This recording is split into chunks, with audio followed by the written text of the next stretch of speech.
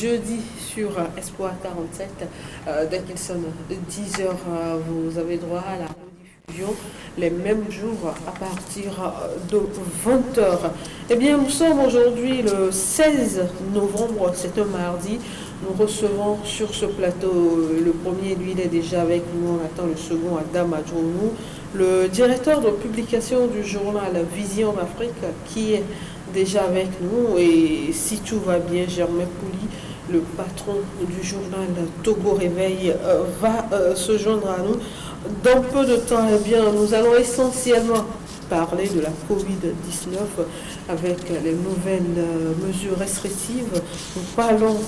Nous parlerons également de l'avant-projet de budget exercice 2021 qui a consacré sa plus grande partie au social. Et si nous avons un peu de temps, nous parlerons de l'affaire Jean-Paul Oumoulou. Et bien sûr, nous parlerons également de l'attaque dans le nord du pays. Eh bien, Adam, bonjour. Bonjour Anita, bonjour téléspectatrices, sans oublier les téléspectateurs de la télévision Espoir 47. On a passé une semaine sans vous voir, vraiment vous nous avez manqué. Oui, les téléspectateurs envoient des messages. Ça va. Non, pas les téléspectateurs, les téléspectatrices, je suppose. Ah bon. Parce que quand j'ai vu les messages, avec plaisir, je me dis que vous avez des fans. Mais sauf que tout à l'heure, vous avez présenté vos excuses, mais j'estimais que c'est probablement le vœu des téléspectateurs qui auraient bien voulu que l'émission soit au quotidien. Tous les jours. Donc, je vais essayer ce vœu-là avec le début, ça va se faire. Alors, on verra bien avec la direction des programmes. Eh bien, je le disais tout à l'heure, on va parler essentiellement de Covid-19 avec les nouvelles mesures restrictives. La nouvelle est tombée depuis hier. Il faut désormais présenter un pass vaccinal ou un test PCR négatif avant d'accéder au lieu de culte à partir du mois de décembre, le 3 précisément. On disait, c'est l'administration, si vous ne voulez pas être vacciné, n'allez pas là-bas. Mais là, la maison de Dieu, cette fois-ci. Oui, c'est vrai que la nouvelle est tombée, mais au-delà de tout, si vous en souvenez, lors de la première fermeture ou de la dernière fermeture des églises, et d'après les écarts de langage, mais également les divergences de vues exprimées également par les leaders religieux, mais également par le gouvernement, avait présagé que ce qui motivait en réalité cette fermeture-là, c'est qu'il n'y avait pas cette convergence de vues au niveau de tous les acteurs, quand le gouvernement avait estimé que la vaccination était nécessaire pour avoir accès au lieu de culte. Certains avaient estimé que ce n'était pas nécessaire ou pratiquement, ils n'avaient pas les moyens ou les outils nécessaires pour non seulement contrôler cette passe vaccinale, mais également de contraindre les fidèles à se faire coûte que coûte vacciner. Mais je pense que chemin faisant, il y avait beaucoup de leaders également qui se sont fait démarquer, ont invité leurs fidèles à la vaccination, certains même en avaient même déployé des équipes dans leur lieu de culte pour faire passer à la vaccination tous les fidèles. Vous voulez parler de votre ami prophète, c'est fait ça, Antonio. Mais tous ces aspects-là, moi je pense qu'à un moment donné, chacun s'est résolument engagé, surtout ces leaders religieux-là, que moi j'avais estimé qu'on devait mobiliser pour véritablement booster l'élan vaccinal. Et je crois que c'est dans cette optique-là que le gouvernement a pris la résolution de ne pas lui-même, amener ces leaders religieux-là à fermer les portes, que chacun puisse prendre dans ses responsabilités. Mais ces responsabilités sont liées au fait qu'il faudrait que ces fidèles-là présentent une passe vaccinale avant d'avoir accès au lieu de culte. Mais au même moment, je pense que ce qui motive cela est lié, disons, à ces fins d'année-là où nous constatons qu'il y a des gens qui se déplacent en famille, il y a la promiscuité, et nous constatons également que ce sont des moments d'effervescence et qui constituent également, si l'on s'en tient, disons, au passé, qui constituent des moments où il y a réactualisation des cas de contamination. Donc le gouvernement est dans une logique de pouvoir prendre des dispositions pour éviter encore qu'on puisse aller vers disons, eu la courbe montante en ce qui concerne cette Covid-19 là, surtout à un moment donné où la plupart des pays du Nord, notamment la France, ont renoué avec la montée, disons, des cas de contamination. Mais qui actuellement, a fait... selon les chiffres communiqués, les chiffres sont en baisse chez nous. Oui, mais la Covid-19, vous savez, les chiffres sont en baisse, mais la tendance constatée, c'est que lorsque on constate que les chiffres sont en hausse quelque part, ou carrément les pays du Nord qui sont un peu sous boussole là, vous allez constater qu'à un moment donné, on commence déjà par constater qu'il y a aussi des remontées de coûts à notre niveau. Sauf que la Grande-Bretagne a su comprendre la situation et à un moment donné, lui, il a estimé que tout le monde se fasse vacciner. Dans un moment donné, on a constaté que la courbe montait, mais on a laissé faire entièrement. Et à un moment donné, ça a commencé par baisser. Donc je pense que si nous voulons évidemment arriver à un moment où nous puissions renouer pratiquement avec nos vieilles habitudes, je veux parler de la vie normale, il faudrait quand même qu'on puisse s'accorder des violons pour aller donc vers cette passe vaccinale là que j'estime que, puisque la Covid-19 n'a pas fini de démontrer, à mon avis, toutes ces facettes, donc il va de soi quand même qu'on puisse s'armer également de vigilants. Mais je pense qu'au jour d'aujourd'hui, il est difficile de pouvoir tabler sur d'autres aspects de la chose qui permettent de protéger, disons, les citoyens, que la vaccination est l'unique alternative qui nous est proposée. On va revenir à ça, chers téléspectateurs, je vous le disais, Germain Poli, il est déjà avec nous, le directeur de publication du journal Togo Réveil. Germain, bonjour. Bonjour Anita, bonjour à Adam, bonjour à tous les téléspectateurs d'Espoir 47. Alors, nous étions en train de parler de la Covid-19 avec les nouvelles mesures restrictives. Les églises, une fois encore, apparemment, on s'acharne contre les églises. Oui, la décision est tombée. Les chiffres ont augmenté, il faut fermer les églises. Quand la situation a commencé à revenir à la normale, on a ouvert les églises, mais maintenant, à partir du mois de décembre, on doit présenter un pass vaccinal ou un test spécial négatif avant d'aller adorer son Dieu. Oui, tout à fait, surtout décembre, vous savez, c'est la période des fêtes, la fête chrétienne, la plus grande fête d'ailleurs, qui est la fête de Noël, la fête de la Nativité, et vous verrez qu'il y a assez de monde qui vont à l'église en ces temps-là, le 24 décembre, le 25, après il y a le réveillon du 31, 1er janvier, et pour cette période-là, vraiment il y a de l'affluence. Et c'est bien que dès maintenant, donc quelques semaines avant, on prévienne les chrétiens que s'ils veulent aller pouvoir adorer Dieu en ces moments assez spéciaux dans la vie du chrétien, il faut qu'ils aient un pass sanitaire, un pass vaccinal pour pouvoir avoir accès à l'église. Donc c'est le temps qui a été donné, à mon avis, est raisonnable. Donc aujourd'hui, les vaccinodromes ne sont plus débordés comme avant. On n'a pas beaucoup traîné avant de prendre sa dose. Et donc ceux qui n'avaient pas pris cette dose et qui comptent profiter donc de ces moments de réjouissance, de célébration dans les églises, donc sont bien obligés de se vacciner.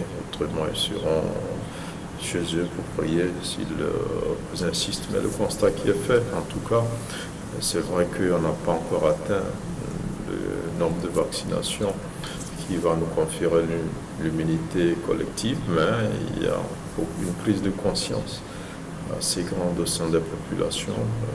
Il n'y a pas d'affluence, mais chaque jour, les gens y vont demain, parce que pour beaucoup, la crainte qu'il y avait autour du vaccin s'est estompée progressivement.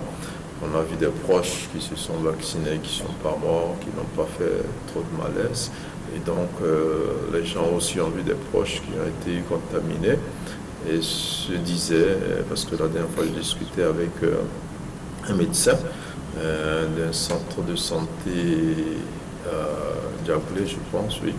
Et je lui demandais est-ce qu'il lui est arrivé une fois d'entendre des mots de remerciement de quelqu'un qui allait se faire vacciner. Alors elle me disait, c'est une dame, elle me disait ceci, oui, une seule fois, mais pas au moment de la vaccination. Après la vaccination, il y a une vieille dont l'enfant est même médecin et qui ne voulait pas se vacciner, qui a été convaincu par son fils qui allait se vacciner et que quelques semaines après, la dame est revenue dans le centre pour dire merci parce que dans sa maison, son neveu a eu la maladie et elle se disait que si elle n'avait pas été vaccinée, elle l'aurait chopé peut-être sous une forme beaucoup plus grave parce qu'elle est une personne âgée. Et donc elle est revenue dans ce centre-là pour dire merci. Cet exemple pour dire que c'est rare, hein, mais pour dire qu'il y a une prise de conscience aujourd'hui.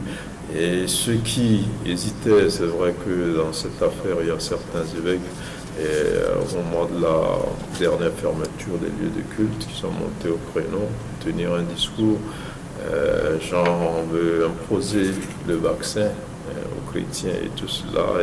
Et cette fois-ci, on l'impose. Hein? Oui, mais je crois que l'Église n'est pas une entité à part. Et comme le disait Adam, il y a eu des hommes d'Église, dont le prophète Cephas Antonio notamment, qui ont même organisé des séances de vaccination.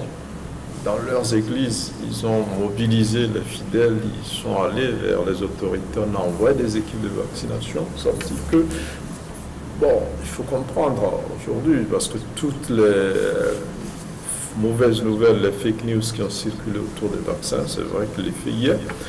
Mais nous-mêmes, moi, le jour où j'ai pris mon vaccin, ma femme, elle a crié quand je lui ai envoyé ma photo en train de prendre.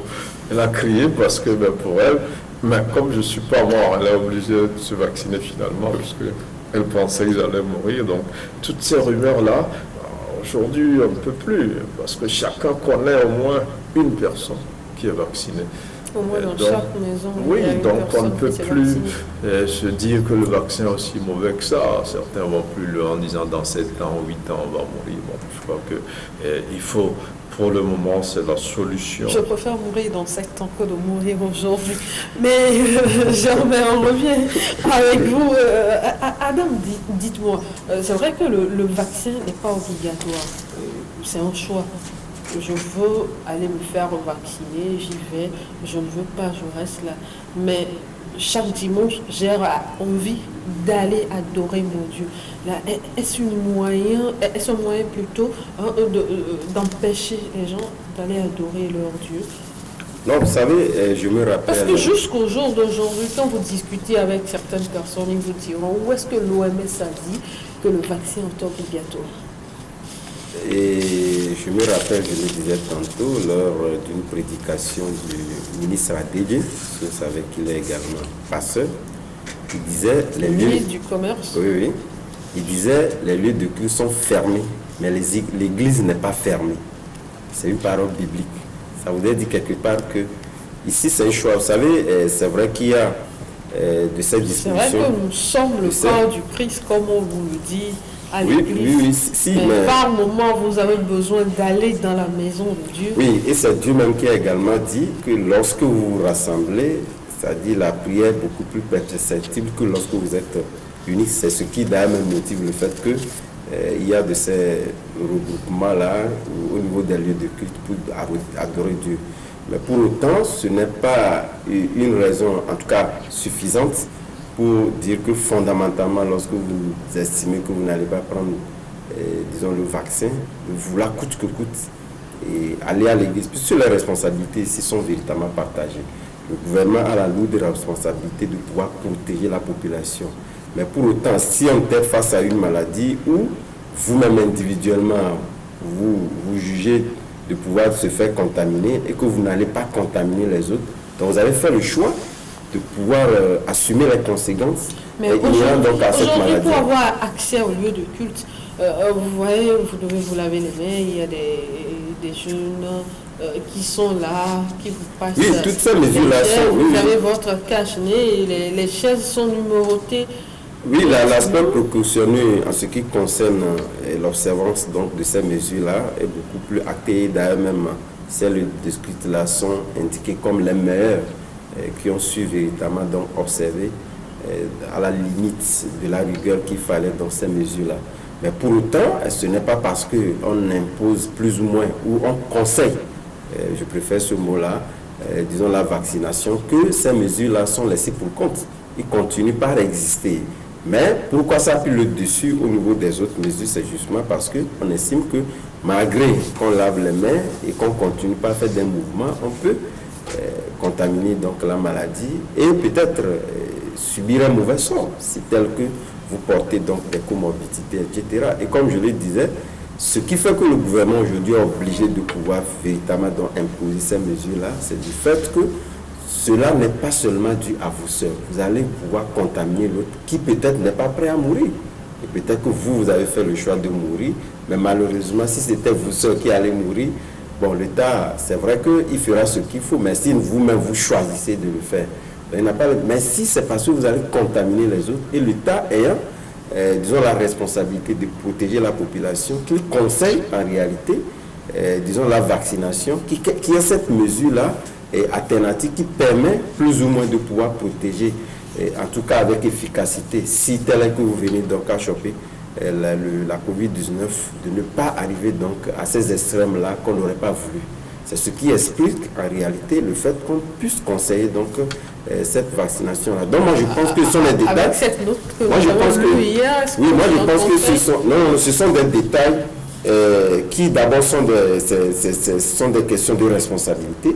Et si, éventuellement, c'est vrai que cela contraste drastiquement avec ce que avaient, disons, estimé les leaders religieux qui avaient dit qu'ils n'ont pas véritablement des moyens pour contrôler. Moi, je pense que s'ils n'ont pas de moyens pour contrôler les fidèles à pouvoir accéder, puis s'il y aura, disons, des équipes... C'est le gouvernement qui prend la décision. Je suppose que le gouvernement va déployer ces... Non, oui, il y aura des missions intempestives de contrôle dans les églises. Et si tel est qu'il advenait que on vous voit...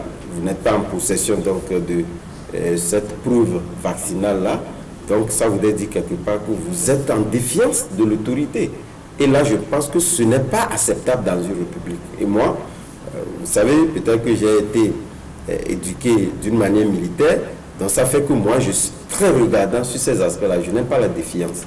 Lorsque l'autorité dit, voilà, vous aussi, vous avez quand même la responsabilité, soit de rester chez vous et d'adorer Dieu. Voilà pourquoi je suis d'accord avec Adélie qui disait que l'église n'est pas fermée, les lieux de culte sont fermés. Donc, vous célébrez l'église. Oui, non, voilà, le Dieu se raconte partout ailleurs. Oui, mais moi, je ne vous dirai pas combien de temps ça fait que je n'ai pas retrouvé les églises pour des raisons qui me sont propres, mais pour autant, je continue par adorer Dieu. Il faut aller à l'église au moins une seule fois par semaine. Alors, Germain, cette fois-ci, jusqu'alors, les responsables religieux n'ont pas encore réagi, mais ils vont se taire et dire qu'à partir de décembre, vous savez que dans nos églises évangéliques, surtout, ça veut dire que les pasteurs vont chômer entre griffes. Imaginez que dans une église, seulement 50 personnes sont vaccinées. Ça veut dire que 50 personnes seulement viendront. Non, les églises ne vont pas chômer. Vous savez, les tenanciers des bars, vous savez, les églises comme les bars sont des endroits qui ont été repérés comme des lieux de grande contamination, donc par les spécialistes. Et vous savez, les tenanciers des bars et restaurants du Togo se sont organisés pour faire vacciner d'abord tout leur personnel et faire vacciner une bonne partie de leurs clients. Donc avec leurs partenaires de la brasserie Bébé Lomé notamment, ils ont organisé des séances de vaccination pour pouvoir ouvrir les bars. Et la dernière fois, ils étaient sur le niveau du littoral de la plage où les bars de la plage sont fermés, donc ils ont organisé des séances de vaccination à la plage pour que l'autorité puisse ouvrir ces bars-là. Ça veut dire que les acteurs sont obligés de contribuer à la lutte parce que leur business en dépend. C'est vrai que l'église n'est pas totalement un business, mais comme vous l'avez dit, les pasteurs vont chômer entre guillemets, mais ils vivent, ces responsables aussi vivent un peu des contributions des fidèles, des quêtes que les fidèles font. Et donc, on peut aussi faire la quête sans forcément aller à l'église. Comment ça? Comme je ne suis pas venu à l'église. Oui, aujourd'hui, avec Timoni et tout ça, non. Vous êtes sûr que vous envoyez. Non, je veux aller à l'église et faire la quête. Surtout la dîme, la dîme. Voilà, donc ce que je voulais dire, si les hommes des bars et des restaurants ont vu et ils se sont organisés. Si certains hommes de Dieu en parlaient, ont organisé ça. Et même l'archevêque de Lomé a demandé aux fidèles d'aller se faire vacciner. Parce qu'il y était à un moment où un prêtre était mort de Covid, et à l'enterrement de ce prêtre-là, il a invité les fidèles à se faire vacciner. D'où vient que notre évêque sort de quelque part pour se poser, pas directement, mais à ce qu'a dit l'archevêque. Maintenant, je ne vais même pas jusqu'au pape. On peut estimer que le pape est corrompu et que... Oui, bon, c'est ce que les gens pensent. Mais est-ce que l'archevêque de Lomé, qui est le chef de l'église de Lomé, qui arrive à l'enterrement d'un prêtre mort de Covid? C'est parce que le prêtre, justement, est mort de Covid et que l'archevêque a assisté à l'enterrement qu'il a dit aux gens d'aller se faire vacciner. Donc, je pense que c'est de l'irresponsabilité au niveau de ces chefs religieux qui veulent défier l'autorité en disant que le vaccin, tous les gens se sont vaccinés. Ça a commencé par qui? Les autorités, le personnel médical. Ceux qu'on dit qu'ils veulent tuer la population, c'est eux qui ont commencé par recevoir le vaccin dans ce pays. Donc, je pense qu'il ne faut pas, il faut faciliter la tâche au gouvernement. C'est dans notre intérêt. Il paraît que ce que ceux-là ont pris est différent de ce que nous prenons. Aujourd'hui, il y a au moins 4 types de vaccins disponibles aujourd'hui. Il y a le Johnson & Johnson, il y a le Pfizer, moi j'ai pris 2 types. Il y a le AstraZeneca et Sinovac. Donc, vous verrez, parfois vous avez à des endroits les 4. Par endroit, vous avez au moins 3. Donc, si vous estimez qu'un vaccin est plus dangereux que les autres, vous prenez celui qui n'est pas dangereux. Et je crois qu'aucune autorité n'a envie de venir assassiner sa population, parce que les parents de ces autorités-là, les parents de ces médecins-là qui vaccinent les gens, sont aussi dans la masse, ils sont aussi nos parents. Non, je pense qu'il faut qu'on évolue, comme le disait Adam tout à l'heure. On est tous fatigués par la Covid. Vous savez, nous, au niveau de la presse, on traverse des périodes très difficiles. Et partout où vous allez, on vous sort Covid. Le Covid est là, rien ne marche. Donc, nous aussi, ça ne marche pas parce que le Covid est là. Mais notre souhait, c'est que vraiment on arrive à vivre un peu comme avant. Et ça passe pour le moment par la vaccination. Et il faut qu'on y aille. Maintenant, ce n'est pas l'Église. C'est une organisation humaine qui est dans un État, qui se soumet aux lois de l'État. Ce qu'on oublie de dire avant de créer une église, il faut prendre une autorisation auprès du ministère de l'administration territoriale. Ça dit que c'est une association de type religieux. Donc, on crée. Donc, il faut... ce n'est pas une... Toutes ces personnes qui prennent cette décision sont des croyants aussi. Sont des chrétiens, sont des musulmans, sont des adeptes d'autres religions et qui croient en Dieu. Donc, ce n'est pas une affaire d'empêcher aux gens d'aller vers Dieu. Adam l'a dit, l'Église est là, et quand on dit, quand vous êtes réunis, Jésus est au milieu de vous. C'est vrai, mais Jésus lui-même priait seul pendant des jours. Il n'avait pas besoin de ses disciples pour prier. Si vous êtes opposé systématiquement au vaccin, c'est que vous allez réduire votre vie à votre maison. Parce que déjà, pour aller dans les établissements publics... Là où on dit... si vous n'êtes pas vacciné, quand vous sortez de votre maison, c'est juste pour faire du footing, et puis vous rentrez. Et vous rentrez. Et dans certains pays, on oblige maintenant des gens dans toutes les entreprises où on dépasse 20 personnes de se vacciner. Quand dans une entreprise, vous dépassez 20 personnes, l'État vous oblige à vous vacciner tous au sein de cette entreprise. Donc, ce n'est pas les Blancs qui le font, qui sont plus avancés que nous, qui sont plus riches que nous, qui ont plus d'hôpitaux que nous et qui ont peur de cette maladie, qui le font, nous qui n'avons pas ces moyens. Il faut qu'on se simplifie la vie. C'est un peu dommage qu'on en arrive là. Et moi, j'avais cru que les chefs religieux, comme certains l'ont fait par endroits, allaient eux-mêmes s'impliquer, comme le font les tenanciers des bars et restaurants du Togo, pour encourager leurs fidèles. On attend voir, peut-être que l'annonce a été faite hier. Peut-être d'ici la fin de la semaine, à la messe de dimanche, on va l'annoncer. On ne sait jamais. Alors, Adam, aujourd'hui, c'est vrai que différentes rédactions ont traité le sujet. Aujourd'hui, je parcourais un post de notre confrère de l'informateur qui a écrit ceci et qui dit, je vais le paraphraser, on s'attaque aux églises, mais au même moment, on laisse les boutiques de Lonato sans aucun contrôle. C'est vrai, hein, en plus. Oui, vous savez, moi je suis On contre. n'exige rien là-bas, moi je vous suis vous contre. entassez. Non, en fait, je ne prends pas l'article sur une posture et une mauvaise posture, mais ce que je dis, c'est vrai, puisque nous, notre rôle, quelque part, c'est de critiquer, de dénoncer, mais également de proposer.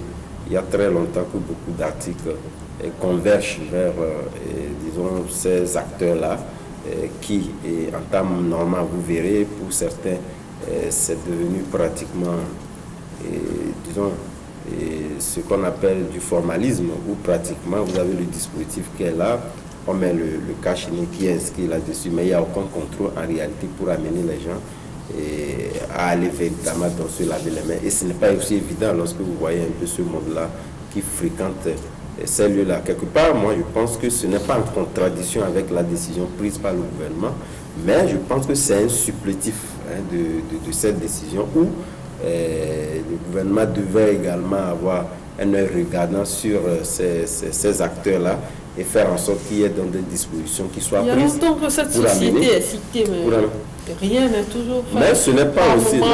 mais lorsqu'on généralise aussi, je ne suis pas d'accord pour la simple et bonne raison que lorsque vous parcourez, ce n'est pas forcément les mêmes attitudes que vous voyez. C'est vrai que ce sont des lieux où le pécuniaire est beaucoup plus exprimé.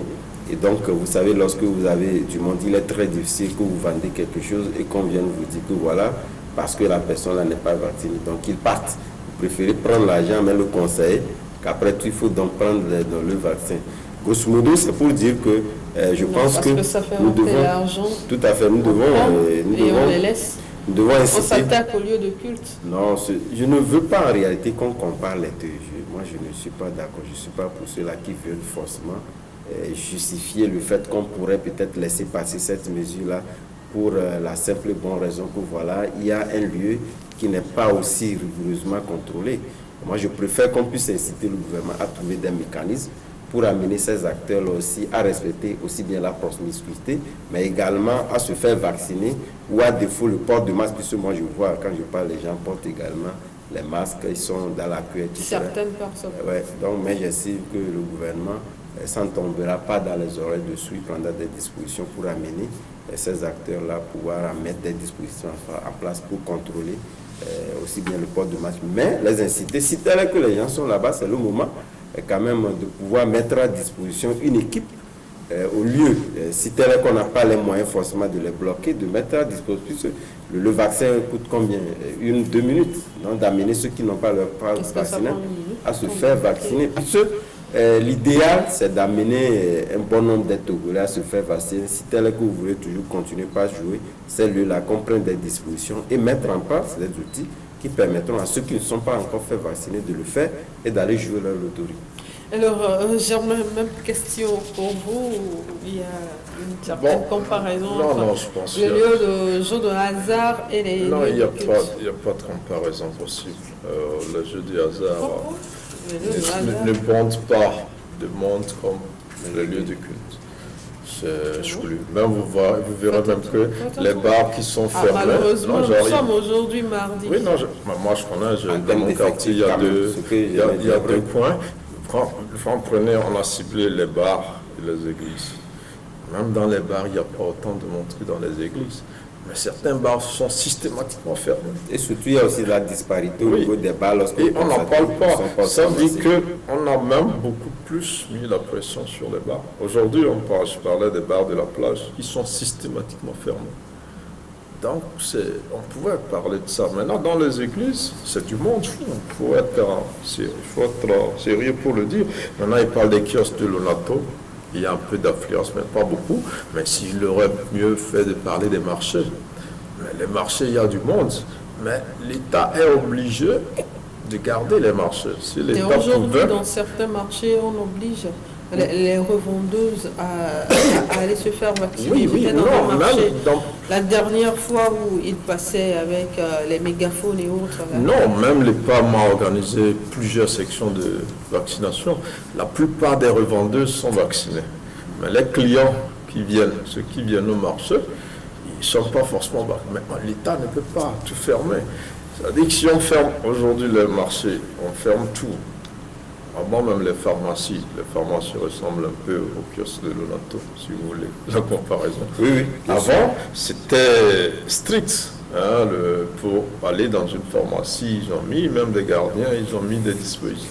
Mais aujourd'hui, c'est allégé parce qu'il y a un peu la vaccination, le nombre de vaccinés a augmenté un peu, mais les vrais pôles, c'est un peu ceux-là qui ont été identifiés. Maintenant, quand vous prenez aussi le monde du spectacle, on n'en parle pas beaucoup. Justement, on va en parler, parce que vous êtes avec nous. Mais c'est des secteurs qui sont touchés. L'État ferme là où il peut poser moins de dégâts. Si aujourd'hui on dit aux gens, vous n'allez pas au marché pour acheter la sauce, pour acheter le pain, pour acheter... Je vous donne une semaine. Voilà. On épuise nos stocks. Voilà, donc ça veut dire que c'est difficile. L'État aurait bien voulu fermer les marchés aussi. L'État aurait bien voulu tout fermer pour que les gens se vaccinent. Et qui ne méritent pas la peine. L'État actuellement souffre parce que les gens souffrent. Si l'État se porte bien, les gens se portent bien, l'État se portera bien. Ça, les gens, on ne le sait pas. On croit que l'État le fait de guetter. La dernière fois qu'on a dit les bâtiments administratifs à l'accès subordonné, quelqu'un s'amusait à dire, mais à l'OTR, est-ce qu'il faut forcément le passe avant d'aller payer les impôts? L'État a besoin d'argent. Donc, vous voyez, c'est pour dire que, bon, les églises, il faut être honnête pour être honnête, qu'il y a beaucoup de monde dans les églises et les mosquées, plus que dans les bars. Alors, tout à l'heure, vous avez parlé du monde culturel. Aujourd'hui, pour organiser un événement, il faut d'abord demander une autorisation au ministère. Et maintenant, pour participer à un événement culturel, vous devez être vacciné ou bien avoir votre test PCR négatif. Germain, c'est vrai qu'on a dit la vie reprend son cours normal, mais dans cette situation, les acteurs culturels, ils vont souffrir. Oui, mais c'est pas dans cette situation. Ils souffraient déjà depuis 2 ans. Oui, parce qu'on a fermé. Maintenant, on nous donne le feu vert. Oui, au moins j'organise le spectacle. Au moins maintenant, il y a une petite possibilité de mener une activité, ce qui est interdit. Donc, en réalité, si la vaccination suivait, ça serait normal. Moi, j'ai suivi un spectacle en direct sur une télé française, D8, et j'étais vraiment surpris parce que j'ai vu des artistes, des humoristes qui jouaient devant un public qu'ils n'avaient plus vu depuis pratiquement 2 ans. Et le show était extraordinaire. Et les gens avaient même, avant d'entrer, il faut avoir été vacciné, mais même dans la salle, ils avaient tous les masques. Et ils riaient, mais chacun avait son masque. Et je dis, mais quelle discipline! C'est-à-dire qu'ils veulent faire un spectacle, ils sont obligés de respecter les conditions. Donc la vaccination n'est pas si compliquée. Le port de masque n'est pas si compliqué, sauf ici, c'est le test qui va coûter un peu, parce que si vous-même vous choisissez de ne pas vous vacciner, vous serez obligé de payer pour le test. Le test au moins 2 fois par semaine.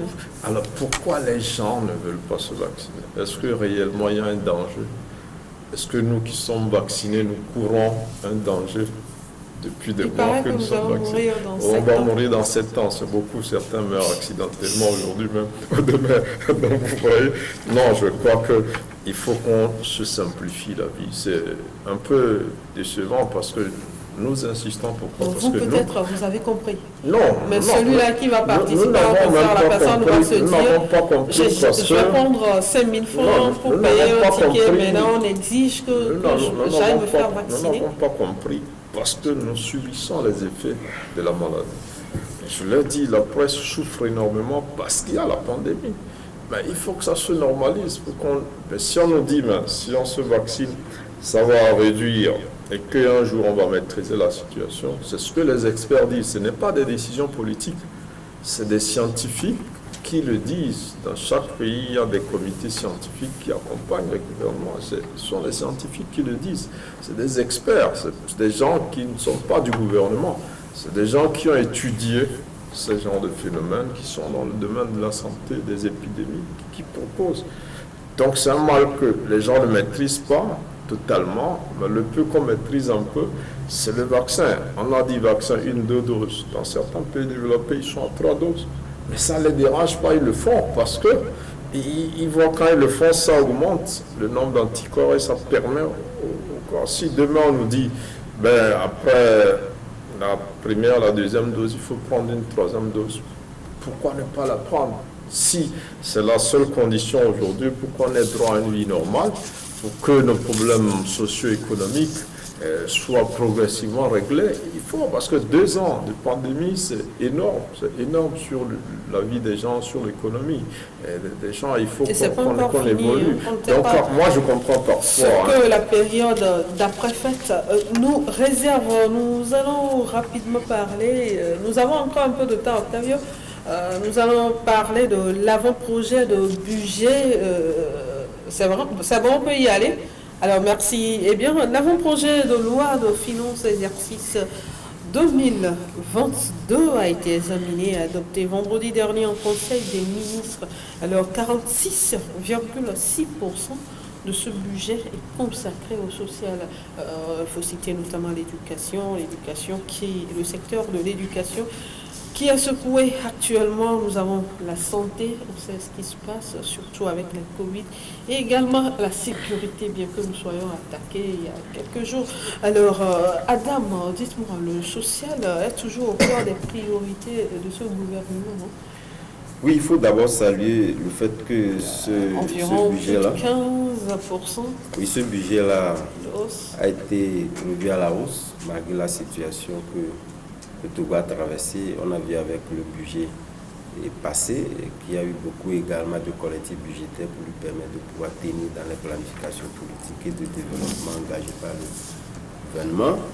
Et ça a été également mis en berne, puisque lorsque vous prenez après les élections de 2020, en lien avec le programme de société du chef de l'État, il en fallait même plus. Mais partout ailleurs, exception faite disons à l'Égypte, avec disons, les perspectives économiques que nous avions commencé par publier lorsque nous prenions l'Afrique du Nord. L'Égypte fait partie de ces rares pays de par le monde à pouvoir tirer son épingle du jeu. Malgré la crise à la Covid-19, il est sorti avec des prévisions positives. On essaiera de trouver un pays comme ça.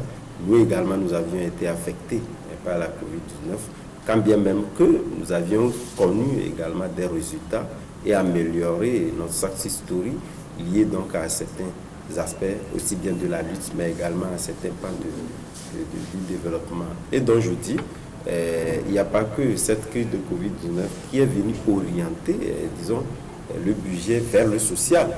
Et cela est en lien avec le programme de justice du chef de l'État depuis 2020, qui a estimé que le social tiendra donc la dragée haute dans la gouvernance ou carrément dans ce quinquennat-là. Et là, vous avez vu pour la 3e année consécutive, il a tenu parole. Vous avez vu même le budget actuellement qui finit, c'est le ministère de l'Éducation à qui on a consacré disons, un bon nombre de budgets, mais malgré ça, ça ne suffit pas. Vous allez constater que c'est le secteur également, ces derniers moments, qui a connu des revenus. C'est pour dire que je pense que le social tient à cœur non seulement le chef de l'État, mais également est une priorité que nous partageons, puisque lorsque vous prenez la population dans sa globalité aujourd'hui, vous prenez les préoccupations des uns et des autres sont orientées vers le secteur social, notamment la santé, l'éducation et cette question sécuritaire qui aujourd'hui, lorsque vous prenez pratiquement en Afrique de l'Ouest, je n'ai vu aucun État qui n'a pas revu à la hausse véritablement dans son budget lié à la sécurité. Et je pense que les années à venir également, cela continuera. Et vous allez constater, surtout avec ces recrutements que le gouvernement fait, c'est justement pour permettre, disons, au pays d'être véritablement donc, à la hauteur disons, des enjeux et de cette menace sécuritaire-là. Donc je pense que c'est de bonne guerre de pouvoir toujours orienter ce budget-là. On attend son vote prochain et si tout va bien, je pense que cela se fera dans ce mois-là, puisque c'est ce que avait estimé le ministre Sani Yaya qui a dit qu'on ne va pas toujours voter le budget en fin d'année. Il faudrait quand même qu'on le vote un peu plus tôt pour permettre aux gens de pouvoir orienter leur politique, surtout avec cette nouvelle forme, disons, de ce budget-là où c'est la première fois où le Togo a expérimenté, disons, le budget programme.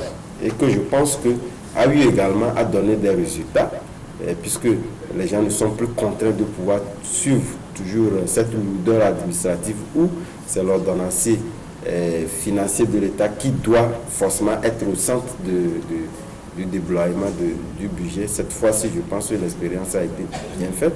Et également, ce qu'on n'a pas dit assez, puisque moi j'ai vu beaucoup d'institutions également où on a envoyé l'inspecteur d'État aller donc les auditer et on a vu véritablement qu'il y en a qui sont bien en sortie.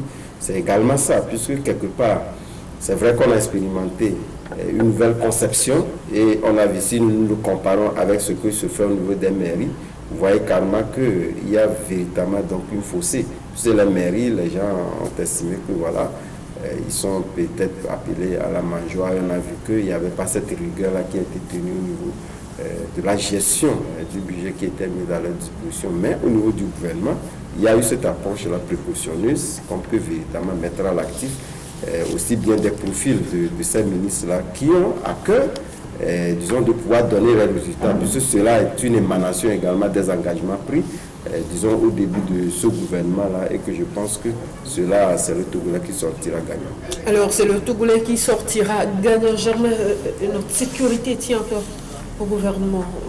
Tout est fait chaque jour pour que nous soyons en toute sécurité. Mais nous avons été attaqués, comme je l'avais dit un peu plus haut. Oui, il n'y a aucun pays qui est à l'abri des attaques. Mais entre-temps, on se disait on peut dormir tranquille. Non, on n'a jamais dit qu'on pouvait dormir tranquille. On a dit qu'on dort tranquille. Pour le moment, on dort tranquille. Parce qu'on ne peut pas. Les États-Unis sont attaqués. On ne dort pas totalement. Israël est attaqué, la France est attaquée. Donc, ces pays qui ont les moyens de contrôle et de surveillance sont attaqués, il y a toujours des failles. Et nous, c'est vrai que dans notre sous-région, nous avons des forces de défense et de sécurité assez professionnelles, nous avons des renseignements assez performants, un service de renseignement assez performant, mais on ne pourrait être à l'abri de cette nouvelle forme de menace que le terrorisme, qui n'a pas un visage, ce n'est pas un assaillant, un adversaire dont on connaît le visage et la position. Donc c'est assez difficile. C'est vrai que des efforts sont faits et beaucoup aussi reste à faire. Quand on a vu ce qui s'est passé à San Luaga la dernière fois, le chef de l'État est allé sur le terrain pour constater les choses et encourager donc ce bataillon-là qui est mis en place là-bas au niveau de la frontière. Et est revenu sur l'importance déjà de donner plus de moyens aux forces de défense et de sécurité, mais aussi de lutter contre la pauvreté pour éviter que ces gens-là recrutent au sein des populations pauvres, d'en régler quelques problèmes liés à la précarité dans cette zone. Donc aujourd'hui c'est un peu ça, la vision du gouvernement. Et autre chose qui est très importante, c'est la collaboration des populations. Comme je l'ai dit, c'est pas un ennemi qui a un visage, il est au sein de la population, ça peut être le voisin d'enfant, ça peut être le fils de tel et tel. Et donc il faut que les Togolais comprennent qu'ils doivent collaborer et aider la sécurité, les forces de sécurité, à nous protéger. Il faut beaucoup prier aussi, parce que les soldats ne sont pas des dieux, ils ne peuvent pas tout voir, ils ne peuvent pas tout faire. Eux-mêmes peuvent être frappés, on a vu un peu si on commence par eux, au Burkina Faso, ou même cette semaine encore, on a tué pratiquement une vingtaine de militaires. C'est assez grave, c'est assez inquiétant. On va prier Dieu, espérer aussi que l'État trouvera les moyens pour mieux équiper et motiver nos forces de sécurité et que les populations aussi vont pouvoir collaborer. Alors, surtout du courage à eux. Germain, merci d'avoir participé à cette émission. Adam, merci avec oui, c'est un plaisir. Sauf que j'ai constaté que votre agenda n'a pas été épuisé. Oui, mais on a parlé de l'essentiel. On a parlé de l'essentiel, chers téléspectateurs. Ce sera donc la fin de cette émission. Vous aurez la rediffusion de ce numéro aujourd'hui à partir de 20h. Au revoir.